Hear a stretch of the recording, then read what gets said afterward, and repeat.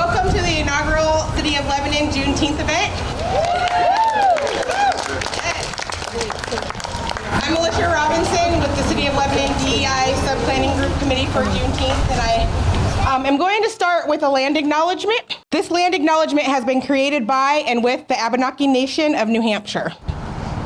The City of Lebanon is located on a land called Coas, the place of the pines, which lies within the greater ancestral territory of the Abenaki and Wabanaki homeland of Indokina. Indokina includes Vermont, New Hampshire, northern Massachusetts, western Maine, and southern Quebec.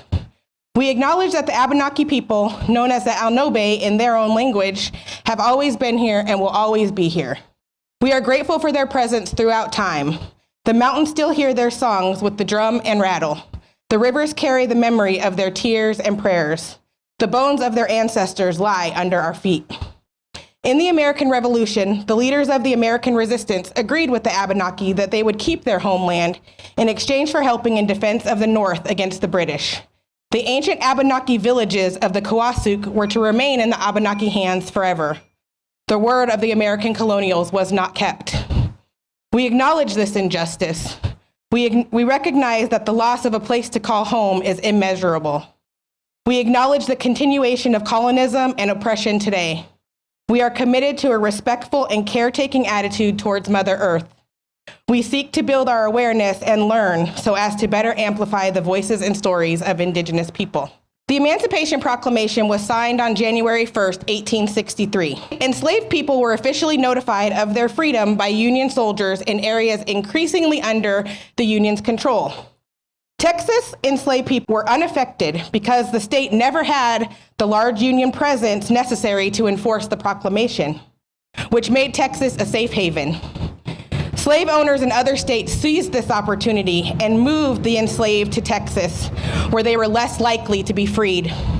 For 2 years, the proclamation was ignored, and the slave owners continued to reap the benefits of the cotton and corn harvests. In April of 1865, Union Major General Gordon Granger and 2,000 Union soldiers arrived in Galveston, Texas, with the major task of notifying over 250,000 enslaved people that they were now freed. On June 19, 1865, Major General Granger issued General Order No. 3, declaring the enslaved people of Texas free. While freedom did not occur instantly, and this news did prove to be fatal for many, the simple fact that they were declared free on this day was enough to sanctify it. The very next year, freed men and their families gathered, mostly through church-established picnics, to celebrate their emancipation. Throughout the years, the celebration of Juneteenth has grown across our nation. Texas, in 1980, became the first state to recognize Emancipation Day, with 45 other states and the District of Columbia following suit. In 2021, President Biden officially made Juneteenth a federally recognized holiday, the first one added since Martin Luther King Jr. Day in 1983.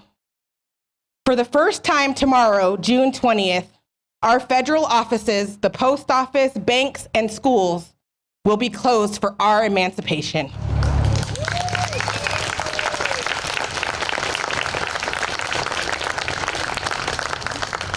We would like to start this Juneteenth celebration by inviting Russell Hardiman to the stage. Russell will be singing Lift Every Voice. Traditionally in the Black community, this song is sung in community while standing, so please feel free to stand and sing with us. Good afternoon. Good afternoon. How's everybody doing? Good. Happy Juneteenth. Okay, we're going to sing this as one big family, okay? Y'all ready? We're ready.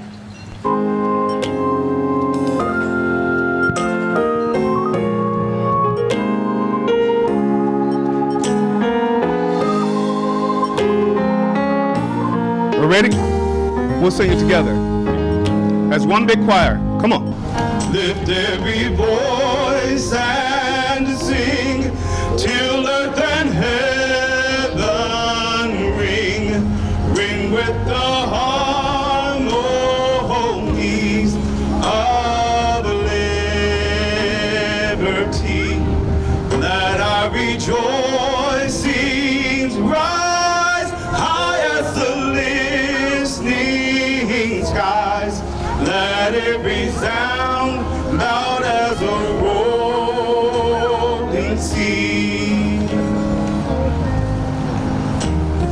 Sing a song full of the faith that the dark past has taught us.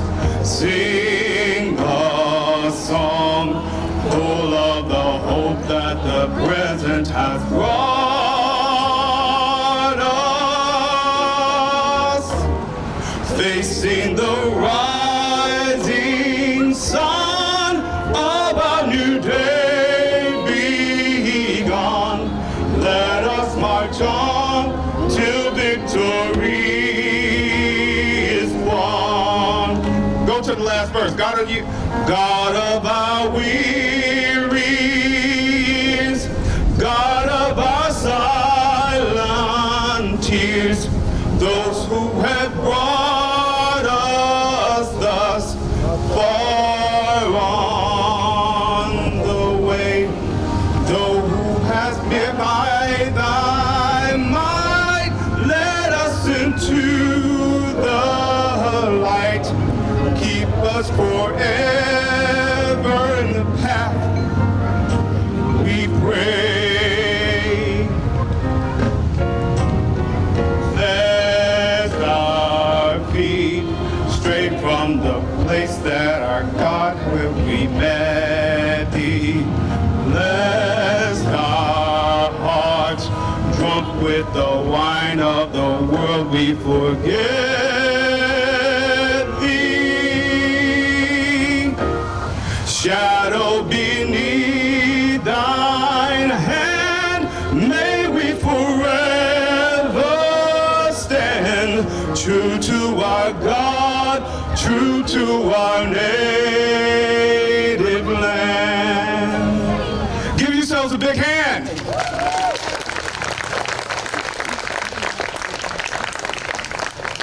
Thank you, Russell. That was amazing. Great job, everyone. So next up, we have Steve Wood.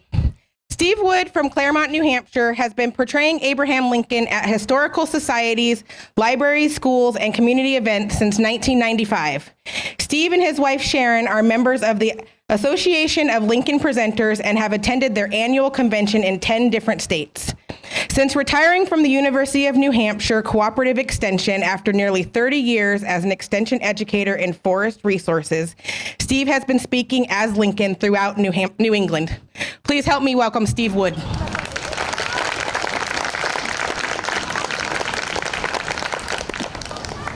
Ladies and gentlemen, fellow citizens, I bring you greetings from Washington City.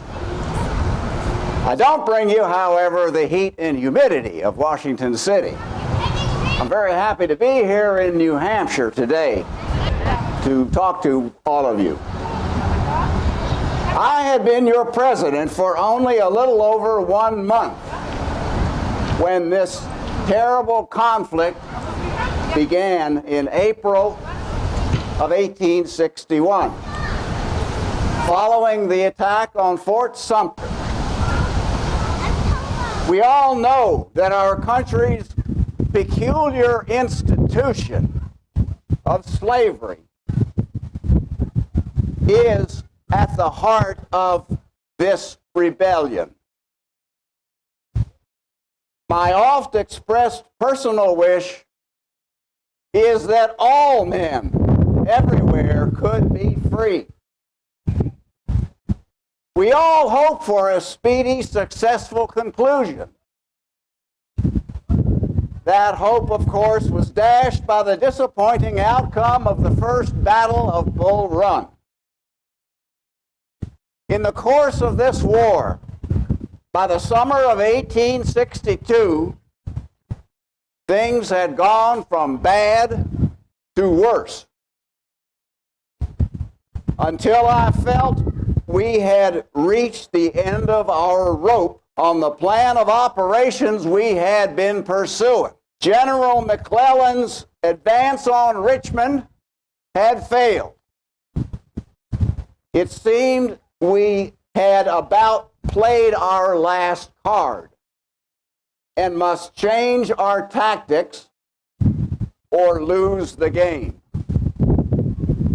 I now determined upon the adoption of the emancipation policy. And without consultation with or knowledge of the cabinet, I prepared the original draft of the proclamation. When I presented it to my cabinet, I was advised to wait until our army brought us a victory, lest this would appear as an act of desperation. In September of 1862, that victory came at Antietam. It was at a costly price, but a victory nonetheless. On September 22nd, I called a special meeting and told my cabinet members that I had promised to take victory as a sign from God to issue the proclamation. God had decided this question in favor of the slaves. The Confederacy now had 100 days to comply with its conditions. Since they chose not to, on the 1st of January, 1863, I signed the proclamation, which stated that we were now fighting for a new union, free of slavery. Many of my strongest supporters urged emancipation before I thought it indispensable, and I may say before I thought the country was ready for it. It is my conviction that had the proclamation been issued even 6 months earlier than it was, public sentiment would not have sustained it. I can now solemnly assert that I have a clear conscience in regard to my action on this momentous question. I have done what no other man could have helped doing, standing in my place.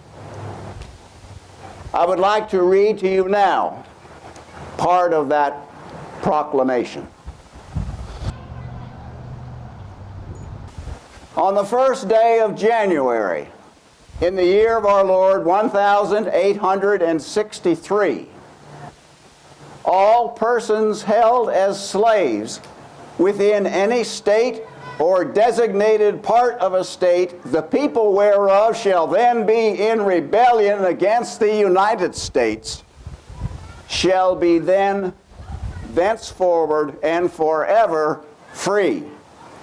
And the executive government of the United States, including the military and naval authority thereof, will recognize and maintain the freedom of such persons, and will do no act or acts to repress such persons or any of them in any efforts they may make for their actual freedom.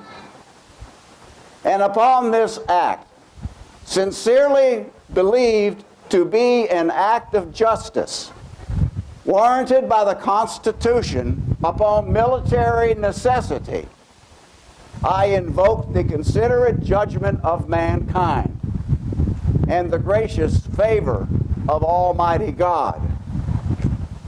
In witness whereof I have hereunto set my hand and caused the seal of the United States to be affixed. Done at the city of Washington, this first day of January in the year of our Lord 1863, and of the independence of the United States of America, the 87th, by the President, Abraham Lincoln. William H. Seward, Secretary of State. Thank you.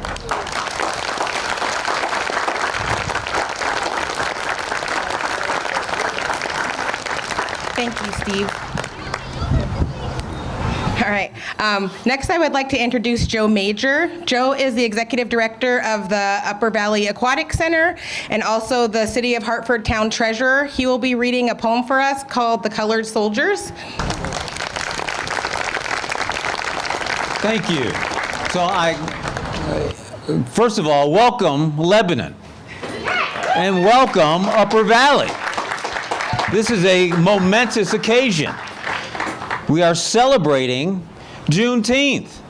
Now, Hartford had its Juneteenth festival yesterday, so I thought it only appropriate to bring some of our love over across the river. Oh, that's not good. And celebrate with you here today. And you're probably wondering why the executive director of the Aquatic Center and the town treasurer is here celebrating Juneteenth other than the fact that I'm black.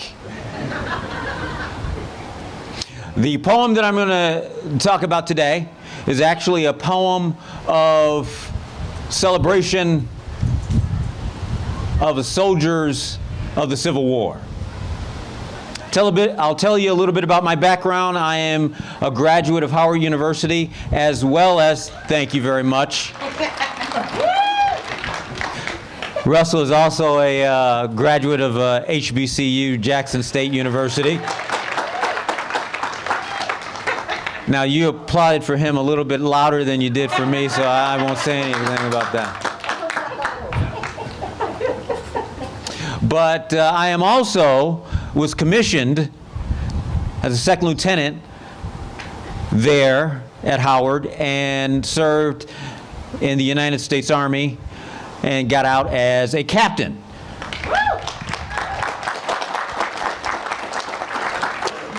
And so I'm very aware of the complexities and, quite frankly, some of the plight of the African American soldier in the United States Army.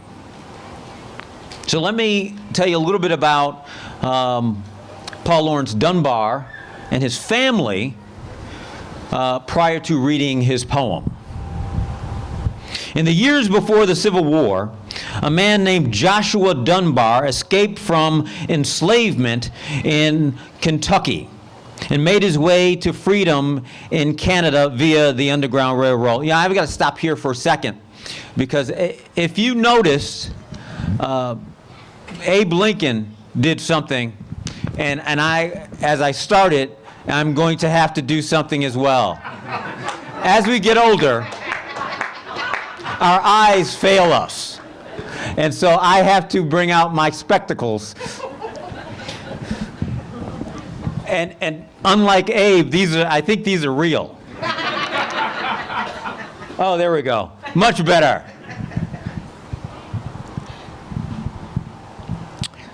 After the Civil War began and the Union forces had experienced military setbacks, the U.S. War Department finally began enlisting African American volunteers whose regiments were designated United States Colored Troops. At that point, Joshua returned to the country of his birth and enlisted in the 55th Massachusetts Regiment, Colored. He was eventually discharged for medical reasons, but soon re-enlisted in the 5th Regiment, Massachusetts Colored Cavalry. His regiment's last duty posting was to Clarksville, Texas, on orders received in Virginia just 3 days before the original Juneteenth. That date, a military order issued in Galveston, Texas, freed the remaining enslaved people in Texas. After the war, Joshua married Matilda Burton Murphy, who had also been enslaved in Kentucky. They named their son Paul Laurence Dunbar. Paul was a precocious writer who won international acclaim at an early age for his poetry, novels, short stories, and essays. Many of his works focused on equality and justice for African American people. Paul Dunbar published 21 books And in his short life, he had friends and luminaries that ranged from Frederick Douglass to Booker T. Washington. The following poem, much like his other works, were inspired and informed by the life and experiences of his parents.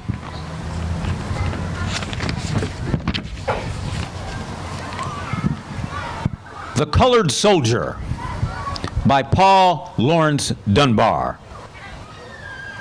If the muse were mine to tempt it, and my feeble voice were strong, if my tongue were trained to measure, I would sing a stirring song. I would sing a song heroic of those noble sons of Ham, of the gallant colored soldiers who fought for Uncle Sam. In the early days, you scorned them, and with many flip and flout, said these battles are the white man's, and the whites will fight them out. Up the hills you fought and faltered, in the valleys you strove and bled, while your ears still heard the thunder of the foe's advancing tread. Then distress fell on the nation, and the flag was drooping low. Such the dust pollute the banner? No! The nation shouted no. Spread abroad the funeral pall, then you called the colored soldier, and they answered your call. And like hounds unleashed and eager for the lifeblood of the prey, spring they forth and bore them bravely in the thickest of the fray. Where the bullets fastest fell, there pressed unbalanced and fearless at the very mouth of hell. Ah, they rallied to the standard to uphold it by their might. None were stronger in the labors, none were braver in the fight. From the blazing breach of Wagner to the plains of Olusty, there were 4 months in the fight of the battle for the free. And at the pillow, God have mercy on the deeds committed there, and the souls of those poor victims sent to thee without a prayer. Let the fullness of thy pity o'er the hot wrought spirits sway of the gallant colored soldiers who fell fighting on that day. Yes, the blacks enjoyed their freedom, and they won it dearly too, for the lifeblood of their thousands did the southern fields bedew. In the darkness of their bondage, in the depths of slavery's night, their muskets flashed the dawning, and they fought their way to light. There were comrades then and brothers. Are there more or less today? And to front the fearless fray, they were citizens and soldiers when rebellion raised its head, and the traits that made them worthy, those virtues are not dead. They have shared your nightly vigils, and they have shared your daily toil, and their blood with yours commingling has enriched the southern soil. They have slept and marched and suffered 'neath the same dark skies as you. They have met as fierce a foeman, and have been as brave and true. And their deeds shall find a record in the registry of fame, for their blood has cleansed completely every blot of slavery's shame. So all honor and all glory to those noble sons of Ham, the gallant colored soldier who fought for Uncle Sam. You can clap at this point.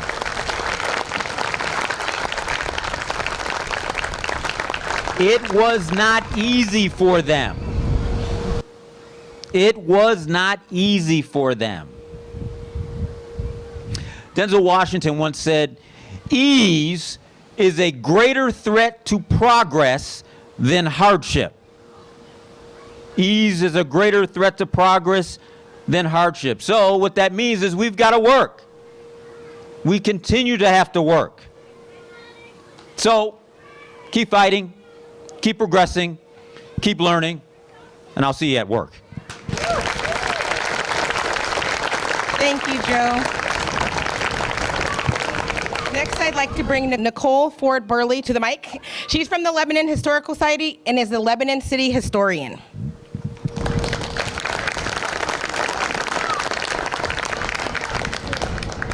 And I'm going to desperately hope that my pages do not fly away. Juneteenth celebrates June 19th, 1865, the day when the enslaved people of Galveston, Texas learned that the Confederacy had lost the Civil War and that the Emancipation Proclamation had freed them from slavery. But Texas is a long way from Lebanon, and the experience of the people of Galveston was not the experience of all formerly enslaved people. While freedom came to Galveston on one momentous day, that freedom was the result of decades of work and fighting throughout the United States, including here in New Hampshire. Today, I would like to take a few minutes to discuss this history through the experiences of some people a little closer to Lebanon. When Thomas Pennock enlisted in the United States Union Army on April 21st, 1865, the recorder noted the usual details. Thomas was born in Greene County, Kentucky. He was 34 years old. He was 5 feet 6 inches tall, and he enlisted for a period of 3 years.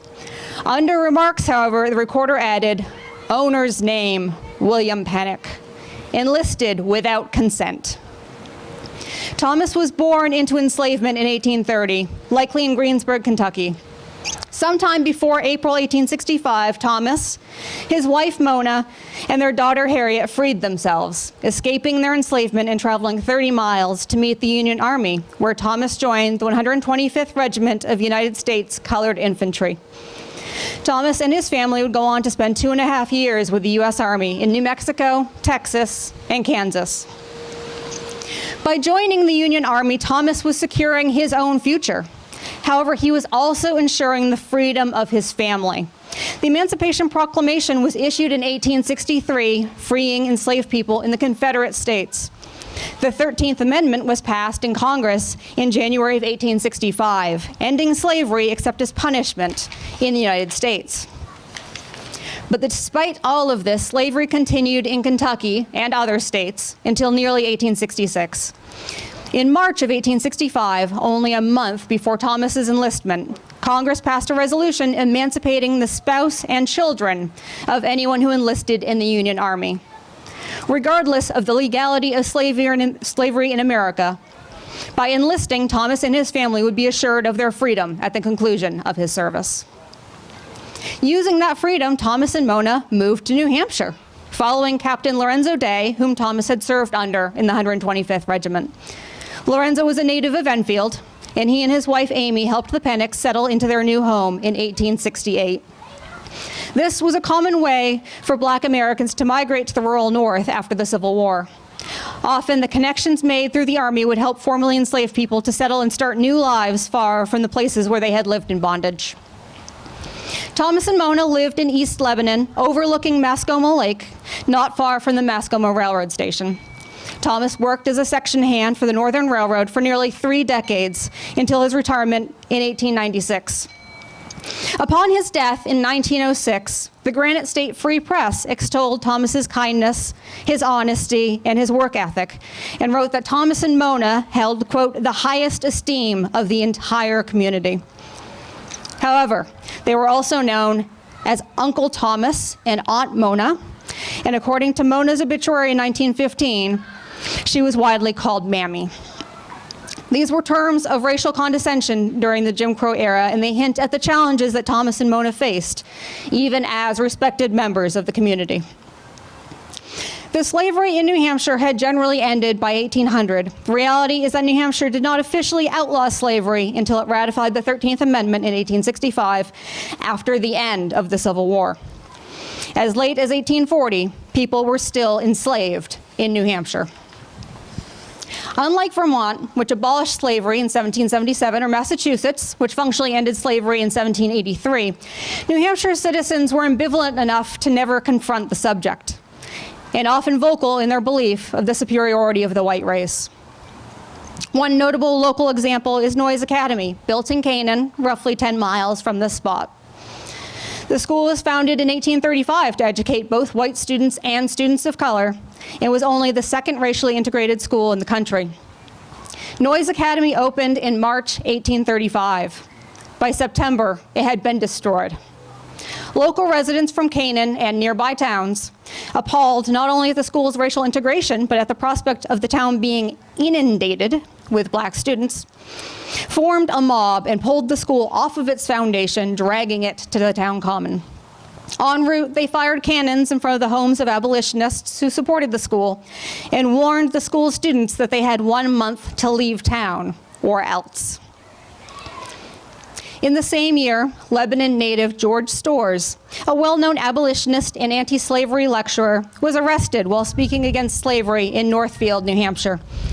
Shortly after this incident, he was warned away from giving a similar lecture in Bradford with stronger language. The selectmen of the town told George that if he appeared in Bradford, a mob would be there to greet him. It would not hesitate to employ lynch law. Undeterred, George went to Bradford regardless, and though a mob did convene to intimidate him, he was able to safely deliver his lecture. George was one of many abolitionists in New Hampshire, and in Lebanon specifically. On the 4th of July in 1837, a group of approximately 60 Lebanon residents, or 3.5% of the town's population, formed the Lebanon Anti-Slavery Society,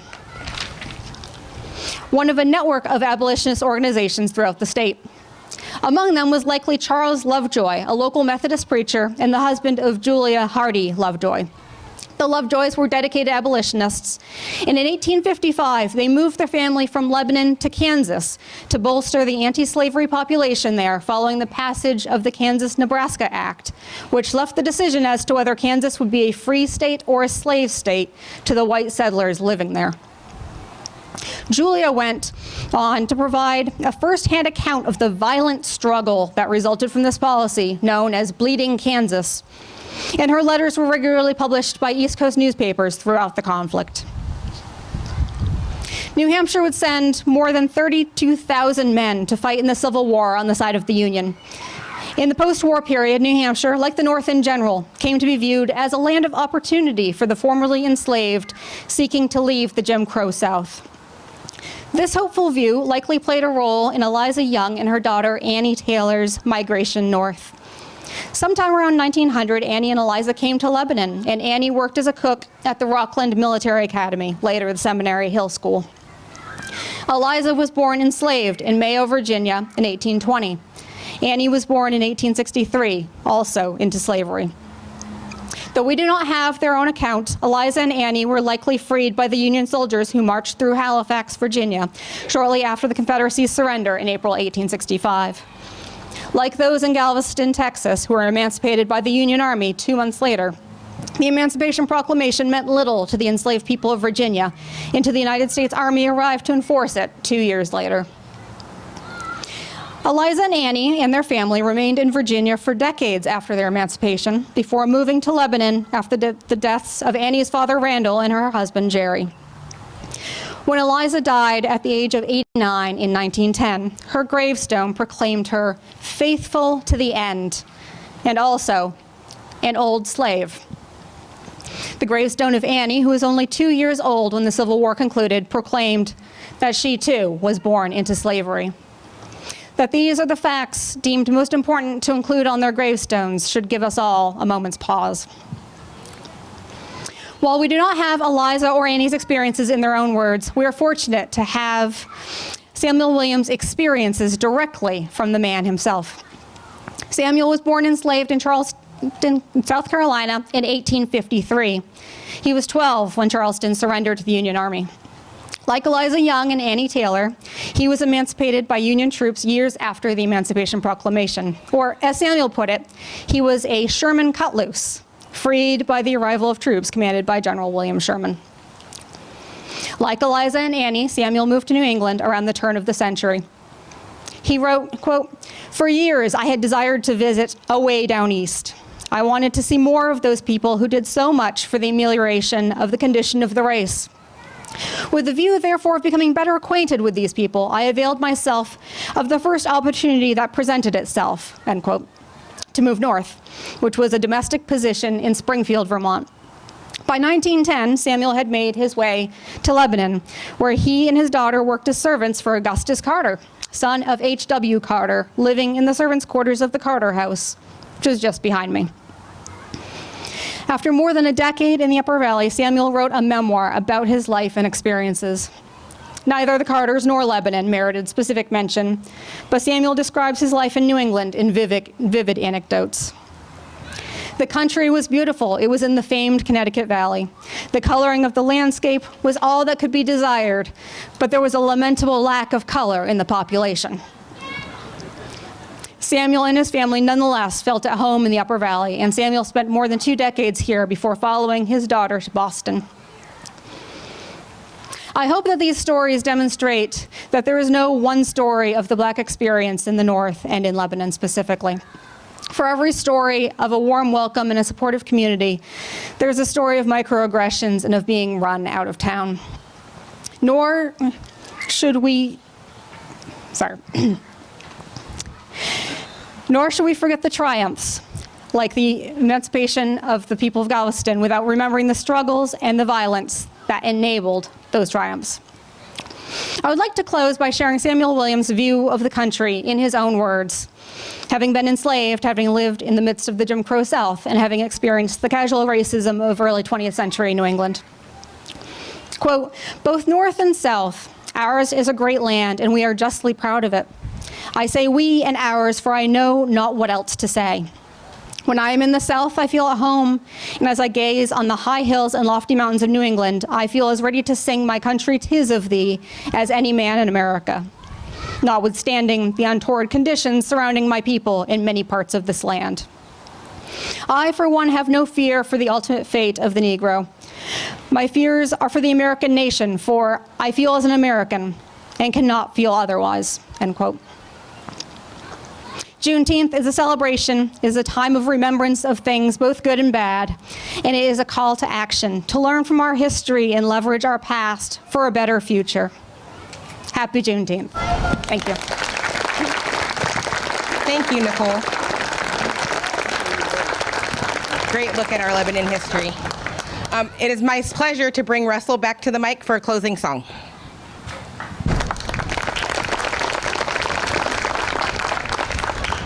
Hello, my new family. I am from Memphis, Tennessee, by way of Nashville and Franklin, Tennessee. I've only been here 6 weeks, and I have loved every moment of being a part of this community. I can now call you guys all a family because so many of the men and women here have just treated me with such love and respect that I can't do anything but call you family. And so I'm a part of a group back in Nashville called, I forgot the name of the group. We were called Kettle Praise.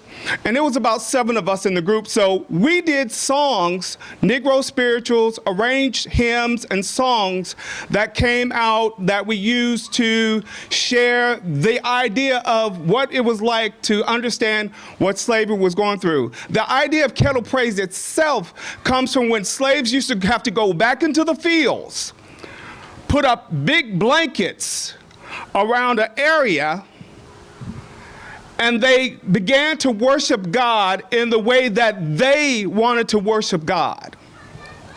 So, but when they felt the Spirit moving, I know y'all know what I'm talking about. When they felt the Spirit moving, they couldn't scream out because it might be heard outside of the blankets. So what they did was they went over to the kettle and screamed into the kettle because the water dampened the sound. So today I'm going to kind of do my own. I don't have 7 people with me, so it's just me. So I'm a big Mahalia Jackson fan. Love me some Mahalia Jackson. But I love gospel music. I love worship music. I love classical music. I love music. I'm going to do We Shall Overcome. And I want you to sing with me as I sing this, okay? We shall overcome. We shall overcome. We shall overcome someday.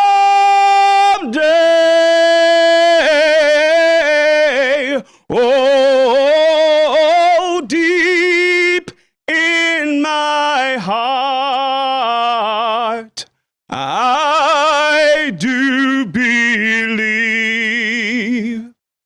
we shall overcome someday. We'll walk hand in hand. We'll walk hand in hand. We'll walk hand in hand someday. Oh, deep in my heart, I do believe we will overcome someday. Sing it with me. We shall overcome. We shall overcome. We shall overcome. We shall overcome someday. Oh, deep in my heart, I do believe we shall overcome someday. We will, and we have overcome. Thank you, Russell. That was awesome. We came together today to rejoice and celebrate emancipation, to remember those who were never given the opportunity to feel this freedom, and to recognize that we still have a long way to go. My amazing friend Dia spoke yesterday at Juneteenth event in Hartford, which was amazing, and everybody who was there knows that. For those of you that were there, forgive me for the repeat, but her words rang so true to me that I had to steal them and share them with you today. Until we can congregate and celebrate without fear, shout out to Lebanon Police for being here for us, we will not be free.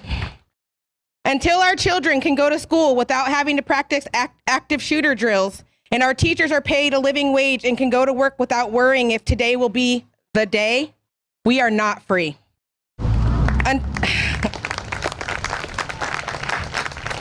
Until our LGBTQIA plus community members can be their authentic selves without fear, we are not free. These are not issues pertaining only to urban or rural communities. To the Black community, the Hispanic community, the API community, or the LGBTQIA plus community. This responsibility for change and growth lies within all of us. This is our community, and every day we need to work together to bring the changes we want to see. And it starts with events like this. It starts by bringing your children and inviting your friends, educating yourself, and getting involved. A quick announcement and recognition before I let you go. The Soldiers Memorial Building is open for you today. Thank you for your graciousness until 7 p.m. if you would like to join them over there. We will be having a Frederick Douglass reading July 4th here in Colburn Park at 11 a.m. I'd like to thank the community of Lebanon for showing up today. Thank you so much. Thank you for opening your minds and your hearts to this event. Your attendance here means more than you know. Thank you to Russell, Joe, Nicole, and Abe for your contributions to today's events. Thank you to Hannaford's for supplying our cake and punch and water, and to the Hartford Co-op who donated their extra water yesterday. We invite you to stay, have cake and punch with us, fellowship. Together we are stronger. Together we will affect change. Thank you so much, and we'll see you next year.